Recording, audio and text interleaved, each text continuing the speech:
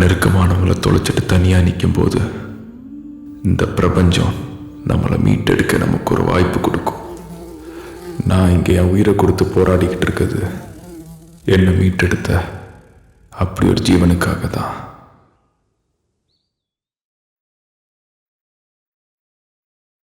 அம்மா நான் பார்த்த முதல் உலகம்.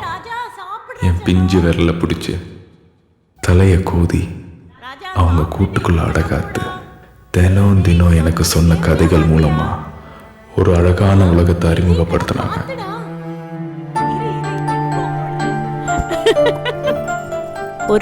ஒருவா வேணாம், ஒரே வாடி செல்லும். இந்த யானை பொம்மை ரொம்ப சூப்பரா இருக்குமா. இந்த மாதிரி எனக்கு ஒரு பெரிய யானை பொம்மை வாங்கி தரீங்களா? நீ ஒழுங்கா ஸ்கூலுக்கு போ, எல்லார்கிட்டயும் நல்ல பிள்ளைய நடந்துக்க. அம்மா இதோட பெரிய யானை பொம்மை வாங்கி தரேன். ப்ராமிஸ்? ப்ராமிஸ்.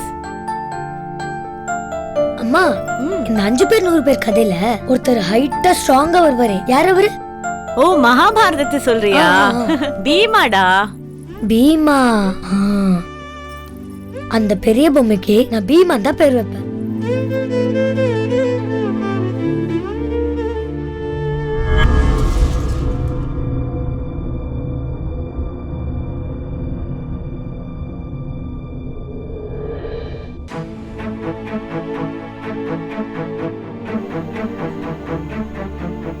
சந்தோஷத்தை மட்டுமே கொடுத்துட்டு இருந்த அம்மா மின்மினி பூச்சி மாதிரி ஒரே நிமிஷத்துல மறைஞ்சு போயிட்டாங்க. அம்மா எப்படி உன்னை கூப்பிடுவாங்க? அம்மா பேர் என்ன? சத்யலட்சுமிங்க. சத்யலட்சுமி போய் ஒரு 3 மாதம் ஆகுது. அப்போத்துலேருந்து இவன் இப்படியே தானுங்க இருக்கிறான். துருன்னு இருப்பான். ஸ்கூலுக்கு போகிறது ரொம்ப பிடிக்கும். எல்லா போட்டியிலையும் கலந்துக்குவான். இப்போ இந்த மாதிரி உட்காந்துக்கிட்டு நானும் எனக்கு தெரிஞ்ச டாக்டர்கிட்ட எல்லாம் பேசி பார்த்துட்டேன். ஆனால் அவங்க சரியாக ஒன்றும் சொல்ல மாட்டேங்கிறாங்க. கொஞ்ச நாளாக இவனை பார்க்குறப்பெல்லாம் எனக்கு ஒரே பதட்டமாகவும் பயமாகவும் இருக்குதுங்க. நீங்க பயப்படுறது எனக்கு புரியுது. சின்ன வயசுல அவங்க அம்மா இறந்ததை அவன் பார்த்ததால ஏற்பட்ட ஒரு இம்பாக்ட் தான் இது. இதை குணப்படுத்திடலாமா டாக்டர்? இது ஒன்றும் குணப்படுத்த முடியாத மனநோய் இல்லை. உளவியல் ரீதியா அவன் மனசுல ஒரு எம்டி ஸ்பேஸ் உருவாயிருக்கு. அதுக்கு காரணம் அவங்க அம்மா கிட்ட இருந்து கிடைச்ச அன்பு அவங்க இறந்ததுக்கு அப்புறம் இல்லாம போனதுதான். அதே மாதிரி எதிர்பார்ப்பில்லாத அஃபெக்ஷன் அவனுக்கு கிடைச்சிட்டாலே இந்த பிரச்சனை சரியாயிடும். அது வரைக்கும் நீங்க பொறுமையா தான் இருக்கணும். என் வாழ்க்கையில வார்த்தைகளுக்கு அர்த்தமே இல்லாம போய் வெறும் மௌனம் மட்டுமே நிலையா இருந்துச்சு. ராஜா என்றா மர்மான, நீ இப்படியே அமைதியாவே இருந்தீன்னா நாளைக்கு ஸ்கூல்ல எந்த பொண்ணுங்களும் உன்கிட்ட பேசாதரா? ஏய், குழந்தைங்கிட்ட பேசுகிற பேச்சா இது? யாருங்க மாமா அது இப்படி திருதுப்புன்னு ஓடி வரானுங்க? எதுவும் பிரச்சனையா இருக்குமோ? நிறுத்து. இந்தாப்பா, எங்க ஓடுறீங்க? ஆனா காட்டியான கரும்பு தோட்டத்துக்குள்ள போந்து பயிரெல்லாம் நாசம் பண்ணி போடுச்சுங்க. அவர் யானைன்னு சொன்ன அந்த ஒத்த வார்த்தையில தான் காணாம போன என்னோட எல்லா சந்தோஷமும் திரும்ப கிடைச்ச மாதிரி இருந்துச்சு. அட வா மாமா வா. யானை வாழ்ற இடத்துல ஆசிரமத்தை கட்டுனா அது கரும்பு காட்டுக்குள்ள போகும், வேற எங்கேயும் போகும். டேய், நீ எங்கடா போற? ஸ்கூலுக்கு டைம் ஆச்சு, வண்டி எடு. ராஜா எங்கடா? எங்க போயிட்டான்? ராஜா, மர்மான. ராஜா, ராஜா,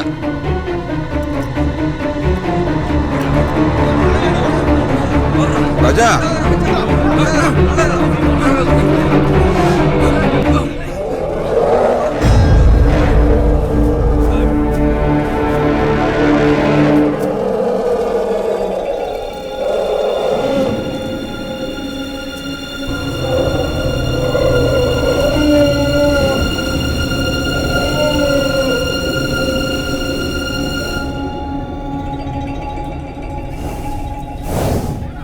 விலகு.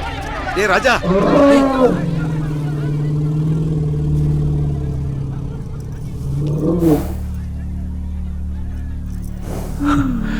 அவ என்ன தொட்டப்போ எங்க அம்மா என்ன தொட்ட மாதிரி இருந்துச்சு.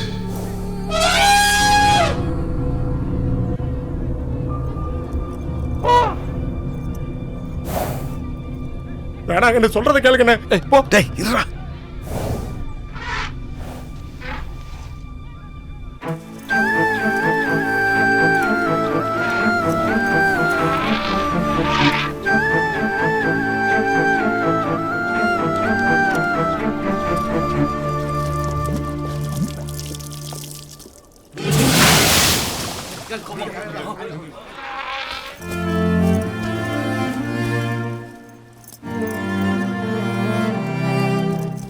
பீமா. அம்மா எனக்கு தரேன்னு சொன்ன என் பீமா.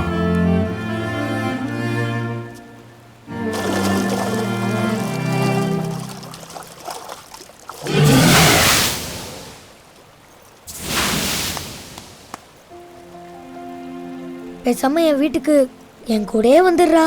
நான் உன்னை நல்லா பாத்துக்கிறேன். என்ன வந்துடுறியா? எதிர்பார்ப்பு இல்லாத அஃபெக்ஷன் அவனுக்கு திரும்ப கிடைச்சாலே அவன் மனசுல இருக்க பிரச்சனை சரியாயிடும்.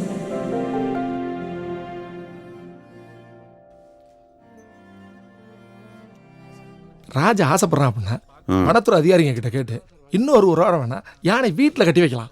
அதே விட்டு போட்டு அவ்வளோ விலை கொடுத்து யானையை வாங்குறேன்னா என்னங்க அர்த்தம்? இல்லைடா, அது வந்த பிறகு தான் எல்லாம் கொஞ்சம்.